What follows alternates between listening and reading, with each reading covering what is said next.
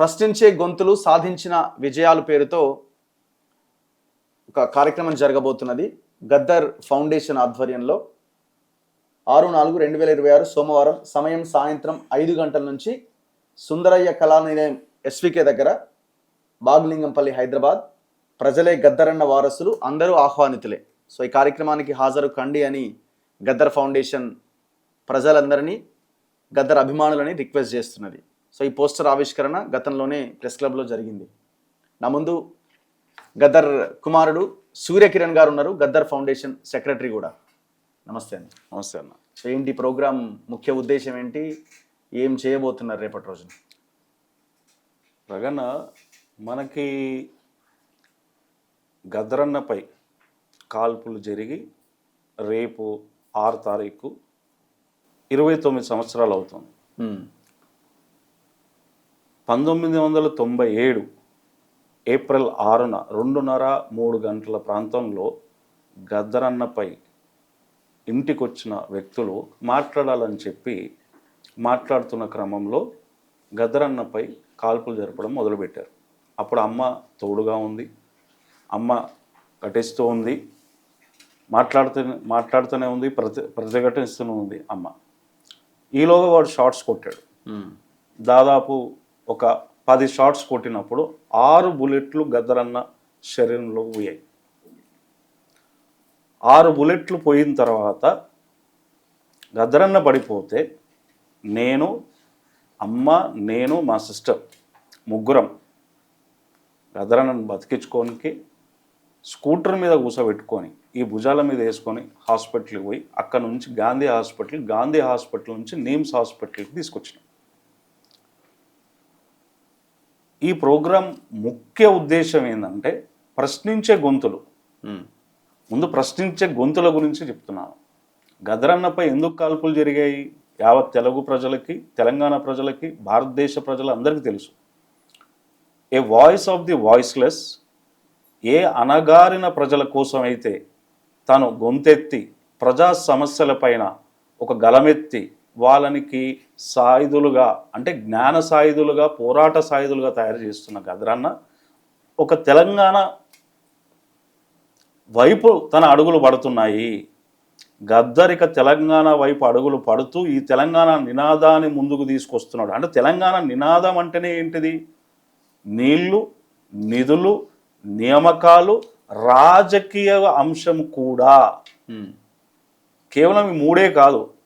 గద్దరన్న తీసుకొస్తున్న ప్రతిపాదన ఏదైతే ఉందో అది ఈ 3తో పాటు ఒక రాజకీయ అంశాన్ని ముందుకు తీసుకొస్తున్నాడు. అది సామాజిక తెలంగాణ. బడుగు బలహీన వర్గాలు రాజకీయ శక్తియే కాదు, ఒక రాజకీయ పార్టీగా ఉండి ఒక రాజ్యాధికారాన్ని చేపట్టే ఆలోచన విధానంతో గద్దర్ ఉన్నాడు. కాబట్టి ఇంకా గద్దర్ని ఇక్కడ ఉంచొద్దనే ఒక కార్యక్రమం మొదలైంది. ఆ ప్రశ్నించే గొంతులవి. అవును. సో అందుకే టైటిల్ పెట్టారా, ప్రశ్నించే గొంతులు? ప్రతి సంవత్సరం ఇది ఉంటుంది. ఓకే, ఎవ్రీ ఇయర్ ప్రశ్నించే గొంతులు ఉంటారు సమాజంలో. ఈరోజు మనం చూసినప్పుడు ఇది 3వ సంవత్సరం. గద్దర్ ఫౌండేషన్ గద్దరన్న ప్రజల మధ్యనే ఉన్నాడు. ఆయన భౌతికంగా లేడు కానీ పాట రూపంలో ఉన్నాడు, ఆట రూపంలో ఉన్నాడు, మీలాంటి ప్రజల మధ్యలో ఉండి ప్రశ్నించే జర్నలిస్ట్ రూపంలో ఉన్నాడు. అవునా? సో ఇలాంటిది ఎప్పుడు కొనసాగిస్తూనే ఉంటుంది గద్దర్ ఫౌండేషన్. అయితే మరి సాధించిన విజయాలు ఏంటిది అనే క్రమం చూసినప్పుడు ఓకే, గద్దరన్న ప్రజల సమస్యలని ఒక పాటగా, ఒక సాంస్కృతిక రూపంగా తన సంస్కృతిని ప్రజలకు తిరిగి అందించాడు.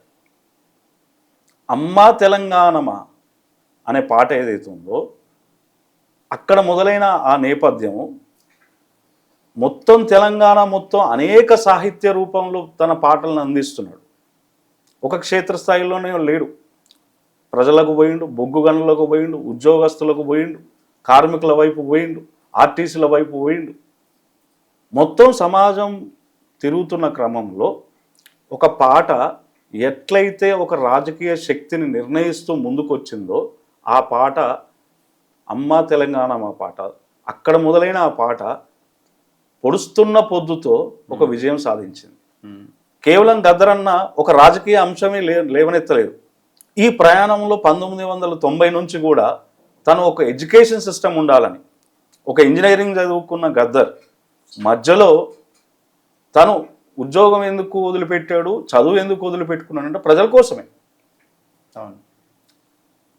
ఆ చదువు అనేది ప్రజలకు అందాలి అని ఒక స్కూల్ పెట్టాడు. దాదాపు ఈ పాటికి తను ఉన్న వరకు కూడా 15,000 మంది పిల్లలు చదువుకొని అనేక రంగాల్లో సెటిల్ అయి ఉన్నారు. ఒక 10,000 గుడిసెలకు తను దగ్గరుండి నాయకత్వం వహించి పట్టాలు ఇప్పించాడు. ఒక తూప్రాన్లో 40,000 చెరువులకు తిరిగి తెలంగాణ వచ్చిన తర్వాత మన తెలంగాణలో మెదక్ జిల్లా, నేను పుట్టిన నా మెదక్ జిల్లాలో నీళ్ళు లేవు, ఇంకా తాగునీరు లేదు, సాగునీరు లేదు. వాటి కోసము చెరువులన్నింటినీ మంచిగా చేసుకుందాం, తాగునీరు సాగునీరు అనే ఒక కార్యక్రమం తీసుకొని 40,000 చెరువులకు తను పాదయాత్ర చేశాడు. దానికి టీషర్ట్ వేసుకొని అమరవీరుల స్వప్నమా అన్నాడు. సో ఈ ఎన్నో విజయాలు, అంటే ఒక పాట విజయం అయింది, తన జీవితంలో అనేక సామాజిక కార్యక్రమాలు.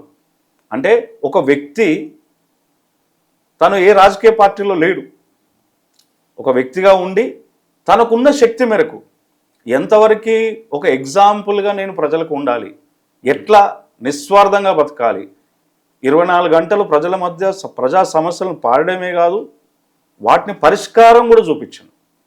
సో ఇవన్నీ కూడా రేపు మనం మాట్లాడబోతున్నాము. దాంట్లో భాగంగానే గద్దరన్నపై జరిగిన కాల్పులు 1997లో. సో ఆయన ఒకవేళ ఉంటే లైవ్లో ఈ క్షణానికి ఈ పాటికి పార్టీ ప్రకటన కూడా జరిగి ఉండేదేమో. డెఫినెట్లీ. ఓకే, డెఫినెట్లీ ఆయన ఒక ప్రజల రాజకీయాలే, ప్రజల భావాలే గద్దరన్న రాజకీయ పార్టీ. కాబట్టి ఖచ్చితంగా జరిగేది, అది ముందుకు తీసుకొచ్చేవాడు. మీలాంటి యువకులు ఆలోచన విధానం ఉన్న వాళ్ళందరికీ ఒక ప్లాట్ఫామ్ దొరికేది.